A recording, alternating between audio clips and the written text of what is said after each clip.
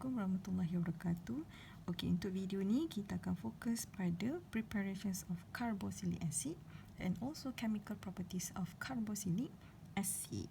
Okey, so ini adalah soft copy dalam buku teks lah, page 94. Okey, so untuk ayat yang pertama ni, ini adalah preparations of carboxylic acid. Sama macam alkohol, kita perlu tahu preparations of alcohol, but then kita fokus pada ethanol. So kali ni kita kena tahu preparations of carboxylic acid, tapi ini juga kita fokus pada ethanoic acid lah. Tapi sebenarnya kita boleh guna untuk semua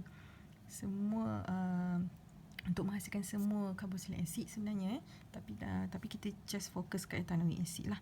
Alright, kita bagi contoh je, sebagai contoh je lah. Okay. Alright. So ini nota teacher. Okay, this is my notes. Okay, preparations of carboxylic acid can be produced from oxidations of alcohol. Okay, baru belajar tapi teacher bagi sini lah. Okay, oxidations of alcohol jadi carboxylic acid, and kita kena pakai oxidizing agent kan. Okay, tapi ini adalah chemical properties of alcohol. So chemical properties of alcohol menggunakan teknik yang lain untuk buat oxidation of alcohol. Ingat balik. Tapi untuk prepare carboxylic acid, kita pakai method lain pula. Okay. Alright. So carboxylic acid is produced when alcohol is oxidized by oxidizing agent. Ada dua, iaitu acidified potassium dichromate 6 solutions. 6 VI ni, VI umum ni. And also acidified potassium manganate 7 solution. So beza dia kena ingat, kalau awak pilih untuk guna dichromate ni, the color is acidified potassium dichromate 6 solutions. The orange color of acidified potassium dichromate 6 solutions turns to green. Jawab macam tu. Itu observation dia untuk oxidations of alcohol, daripada alcohol pergi ke carboxylic acid. Okay, kalau pakai acidified potassium manganate ni, purple color dia turns to colorless, or purple color of acidified potassium manganate 7 solution decolorizes. Okay. So ini next kita nak move to, teacher nak explain pasal method yang kita gunakan. Ini agak keliru sikit untuk awak, tapi kita boleh pergi slow-slow lah. Okay. So sekarang method yang kita guna ni untuk prepare carboxylic acid, kita panggil reflux method. So ini adalah cara, ini adalah cara kita panggil reflux method, sebab kita pakai Liebig condenser dan juga kita set up upright, menegak. Okay, Liebig condenser juga awak boleh jumpa dalam eksperimen fermentations of glucose and yang part fractional distillation tu awak boleh jumpa. Kita guna condenser juga, yang mana sekejap. Okay, yang ni page 89. Okay, awak dah jumpa dah Liebig condenser ni. Okay, tapi ini adalah untuk part chemical properties and preparations of alcohol. Okay, kita pakai Liebig condenser juga, tapi secara setup dia sengit macam ni. Okay, sebab tu kita tak panggil reflux lah, ni fractional distillation. Okay, so reflux pakai Liebig condenser juga, tapi menegak. Okay, kenapa? Sebab dia lah. Okay, slow pergi kat sini. Reflux methods. So reflux methods to ensure alcohol ataupun kita fokus pada ethanol react completely with the oxidizing agent. Okay, macam mana tu? Okay, start teacher akan explain lah nanti. Right, so reflux involve heating the chemical reactions for a specific amount of time while continually cooling the vapor produced back into liquid form using a condenser called as a Liebig condenser. Okay, part ni teacher kena betul-betul explain. Okay, dalam Liebig condenser ada pengaliran air pada kolom ni. Okay, contoh macam ni. Ni adalah vapor, ini adalah kolom yang kita heat tu. So vapor akan masuk sini. So kat luar ni ada air. So tujuan kita letak air tu sebab kita nak buat proses condensation pada vapor tu. So bila berlaku condensation, so vapor tu takkan terlepas ke mana-mana, dia akan patah balik, returning to the flask as a condensate lah. Okey, kenapa teacher kena buat macam ni? Sebab kita back to properties of alcohol. Kenapa kita tak boleh buat macam ni? Kita heat dalam beaker ke, kita heat, ada reaction, dapat juga carboxylic acid kan? Kan? Kenapa kena buat macam ni juga dalam keadaan tertutup? Sebab alcohol is highly volatile liquid. Dia mudah meruap ke environment. So kalau tak ada heating sekalipun, awak tinggal alkohol tu dalam room temperature, dia akan kering sendiri. Sebab permukaan terbuka, dia akan meruap pada environment, dia akan kering sendiri. Apatah lagi kalau heat lagi cepat dia hilang ataupun dia kering sendiri. Okey, sebab itulah kita nak prepare carboxylic acid kan, daripada reaction etanol dengan oxidizing agent, belum apa-apa dah kering dah, tak sempat nak collect carboxylic acid dalam ni. Sebab tu kita pakai ini. Sebab Liebig condenser ni dia tertutup, kita tutup kat atas ni, so vapor yang terperangkap tu akan patah balik pergi round bottom flask ni balik. Okey, bila dah ada reaction etanol dengan oxidizing agent, dapat carboxylic acid, uap carboxylic acid naik, lepas tu tak boleh nak pergi mana-mana. Lepas tu pula sini pula ada condensation sebab sejuk kat atas ni, dia tak boleh nak kering lah. Bila dah sejuk, dia tetap jadi air, dia patah balik masuk round bottom flask. Sebab tu pakai method ni. Okey, sebab kita nak collect carboxylic acid tu, kita tak nak dia terlepas ke environment kan. Logik tak kat situ? Logik. Okay, so then what is the functions of Liebig condenser ni? So to prevent the loss of volatile liquid by evaporation. Sebabnya dia ada water kan, ada water kat luar ni kan. So dia boleh menghalang daripada vapor tu terlepas kepada environment tu lah. Okay, so and then condenser is always completely filled with water to ensure efficient cooling, or ataupun senang jawab, to give cooling effect. Kalau soalan tanya kenapa ada air kat Liebig condenser ni, untuk bagi cooling effect. Bila ada cooling effect tu, barulah vapor yang panas tu dia akan melalui proses condensation. Bila condensation maksudnya dia still dalam bentuk water lah, dia akan condense daripada uap tu, gas tu, dia jadi air. Lepas tu dia tak ada pilihan lain lah, dia turun balik lah, sebab kita set up menegak macam ni kan. So dia akan return back to flask. So dapatlah carboxylic acid. Cerdik tak? Cerdik reflux ni. Okay, while Liebig condenser is fitted upright, kenapa menegak? Kenapa tak macam fractional distillation tu? Okay, fractional distillation tu tujuan dia untuk kalau ingat balik, kenapa fractional distillation Liebig dia menyengit macam ni? Sebab fractional distillation ni kita nak separate two liquids yang ada dalam ni. Kalau kita buat upright macam tu, liquid ethanol dengan water akan combine balik. Faham tak? Pergi balik fractional distillation ni. Fractional distillation ni kita nak pisahkan ethanol dengan water tu sebab kita nak dapat pure ethanol kan. Sebab itulah teacher cakap kat sini fractional distillation to separate two liquids with different boiling point. Separate. Sebab tu kita menyengit macam ni. Kalau menegak, dia bercampur balik kan. Menyengit macam ni sebab kita nak collect ethanol dalam suhu 78. Sebelum nak pergi 100 tu kita stop, sebab tak nak ada water masuk balik dalam ni. Itu fractional distillation. Sebab itulah menyengit macam ni. Sebab apa pakai Liebig condenser? Sebab kita collect vapor. Bila collect vapor ni, kita tak nak vapor tu kering sendiri. So bila ada cooling effect kat sini, so dia akan condense, dia akan remain as a liquid lah. So dia akan jadi produk kat sini lah. Kalau tak ada lah cooling effect kat sini, vapor masuk, tanpa silap-silap kering kat sini, kering kat tengah-tengah ni kan. So sebab tu ada cooling effect. Bila cooling effect, vapor tu sejuk, dia akan condense jadi kat sini. Okay, alright. So ini, since kita nak collect carboxylic acid, bukannya nak pisah-pisahkan dia dengan siapa-siapa kan, sebab ini adalah reactions oxidation yang terus berubah jadi carboxylic acid. Okay, so dia react completely and then kita nak collect balik. So sebab tu kita menegak macam ni lah. Okay, Okay, so while light condenser is fitted upright to ensure the liquid flows back into the round bottom flask to react completely with oxidizing agent. Okay. So untuk memastikan, apa maksud dia? Untuk memastikan dia tak ada pencampuran, dan kita nak memastikan dapat pure carboxylic acid tu, kita panaskan dan ada proses kat sini, reactions between ethanol dengan oxidizing agent, jadi vapor, dia turun balik, naik turun, dia lalas react dengan semua oxidizing agent, lalas sekali complete lah kan. So dapatlah pure carboxylic acid juga kat sini.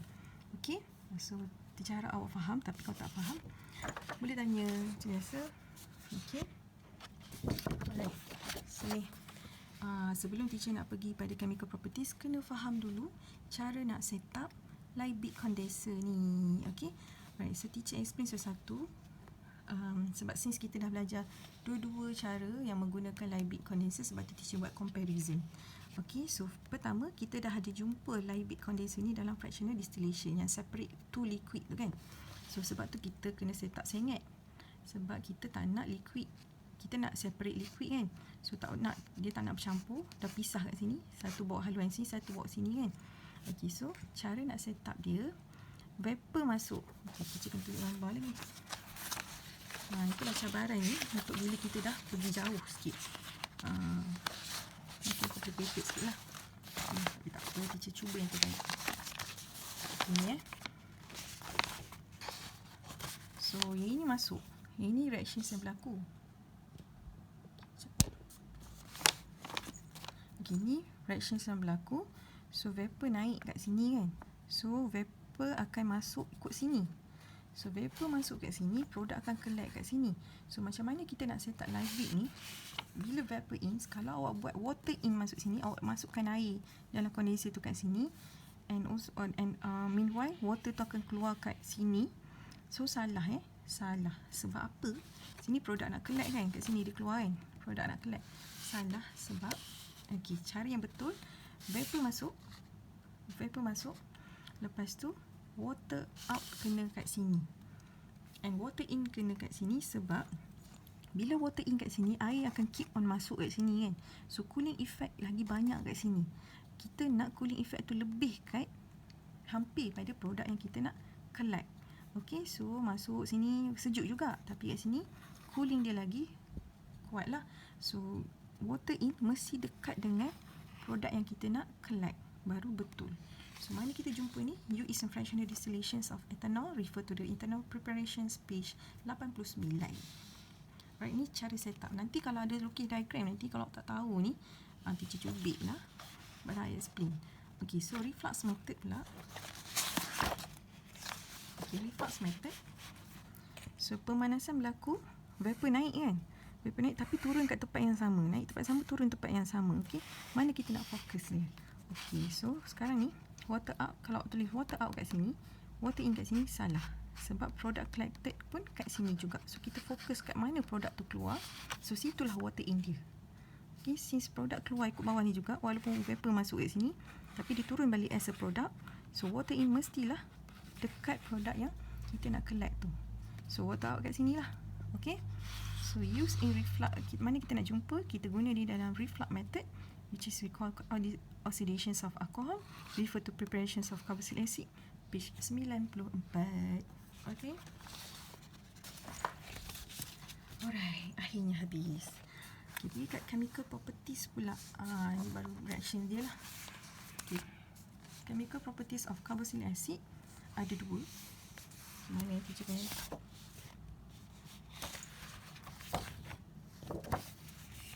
Alamak, teacher punya nota mana? Oh ni, this one. Okay, this one. Okay, so there are two important chemical reactions of carboxylic acid. Satu reaction as an acid, kena ingat balik yang kita belajar salt dulu. Kedua, reactions with alcohol. Okay, teacher pergi satu-satu. So chemical reactions of ethanoic acid, so sebenarnya boleh pakai any carboxylic acid, tapi kita fokus pada ethanoic acid lah sebagai contoh. Okay, boleh tukar je butanoic acid ke apa acid lah, propanoic acid ke heptanoic acid ke. Okay, so okay, since ethanoic ni carboxylic acid adalah weak acid. Okey, ethanoic acid ni adalah acetic acid. Ingat tak yang kita belajar strong acid, weak acid tu? Acetic acid adalah weak acid sebab dia carboxylic acid. Carboxylic acid physical properties dia adalah weak acid. Okey, nanti teacher explain pasal physical properties. And then bila dia weak acid, dia undergo partial ionization, ataupun awak selalu cakap weak acid ionize partially in water to produce low concentrations of hydrogen ions. Okay. Alright, so kenapa kita kena tahu ni sebelum kita nak pergi reaction ni? Ada sebab. Okay, so ethanoic acid, for example, so arrow ni, reversible ni, sebab dia weak acid. So dia boleh patah balik, dia boleh pergi balik, patah balik, pergi balik. Kalau strong, dia tak boleh, dia arrow dia terus je. So tak boleh nak patah balik, tak boleh jadi asal ni. Kalau dah strong acid tu, dia memang dah completely ionize jadi ion. So yang ni jadi ion boleh, jadi molekul pun boleh. Sebab dia weak acid. Okay, ni arrow dia. So apa yang akan dapat? Ethanoic acid plus H plus. Ni adalah ethanoic ion. Mana adalah ethanoic ion dengan H plus ion. Dia partially dissolve ataupun partially ionized in water. Dapatlah ethanoic ion dengan hydrogen ion. Okay, so pergi kat reaction dulu pula. So the first reactions ni adalah kita fokus reaction as an acid dulu. Okay, yang pertama, bawah reactions of an acid ni ada a few lah, ada 3 teacher. Okay, pertama, reaction acid with bases or alkali dapat salt plus water. Ni adalah neutralization kalau ingat balik. Okay, tapi ni dalam carboxylic acid kan. Okay, carboxylic acid react dengan base ataupun alkalis akan dapat carboxylic salt plus water. Macam mana? Okay. Ini adalah ethanoic acid dan juga base. Base adalah NaOH lah. So dapat sodium ethanoate. Okay, macam mana kita nak bentuk salt dia? Ni, water daripada H ni, water terbentuk daripada OH dengan H kat sini. So dia remove, akan dapat produk kat sini. Okay. Alright, satu lagi persoalan dia, macam mana teacher kita nak buat chemical equation atau formula untuk sodium ethanoate ni? Okay. Sebab itulah kena tahu charge untuk ethanoic ion. Okay, constructing the formula ni, since CH3 kat sini, CH3COO minus, charge dia minus, tambah dengan Na plus. Okay, ni sebab itulah dia CH3COO Na. Okay, tak apa, tak nampak lagi kot. Okay, Ini yang kedua. Ini. Yang kedua, teacher bagi contoh ethanoic acid react dengan copper oxide. Base ni adalah base. Macam mana tahu ini adalah base? Base adalah metal oxide atau metal hydroxide. Ingat balik yang tajuk salt. Sorry, tulisan buruk. Okay, tak apalah. Okay, since dia ada ni adalah metal oxide, so ini adalah base lah. Okay. Alright, so ethanoic acid react dengan copper 2 oxide. Macam mana dapat CH3COO2 Cu ni? Ni. Since dia ni CH3COO ni adalah minus, dapat pula Cu2 plus, cross charge dapatlah ini. So since dia panjang macam ni, awak kena buat kurungan, baru letak 2. Sebab tu dapat ini, tambah water. Okay. So ingat balik, reaction with base and alkali akan dapat salt plus water. Tapi carboxylic acid, salt dia adalah carboxylate salt. So dia bunyi macam ni, copper ethanoate. Okay. Alright, so next is reaction with reactions with metal carbonate. Kalau ingat balik, tajuk salt tu ada acid react dengan metal carbonate, soluble salt tu akan produce salt water dengan carbon dioxide. Mana datang carbon dioxide? Daripada carbonate. Okay, bila acid react dengan metal carbonate ni, kalau carboxylic acid, dia akan dapat carboxylate salt, sama juga macam kat atas, tambah water, tambah carbon dioxide. Okay. So contoh ethanoic acid, tambahlah calcium carbonate, akan jadi calcium ethanoate. Kalau salt ni mesti ethanoate. tambah water tambah carbon dioxide ni fix ni kena hafal. Kalau reactions metal carbonate je mesti ada water dengan carbon dioxide. Yang awak kena fikir salt ni nak bentuk macam mana. So ethanoic acid tambah calcium carbonate dapatlah calcium ethanoic. Okay. Right, so next ethanoic acid tambah sodium carbonate dapat sodium ethanoic. Tambah water tambah carbon dioxide. So macam mana nak buat? Right, chemical formula dia CH3COOH tambah sodium carbonate apa? Na2CO3. Dapatlah. So since Na ni plus 1, so COO ni minus, CH3COO Na je lah sebab dua-dua ni, satu ni negatif ni plus kan. Macam-macam ni.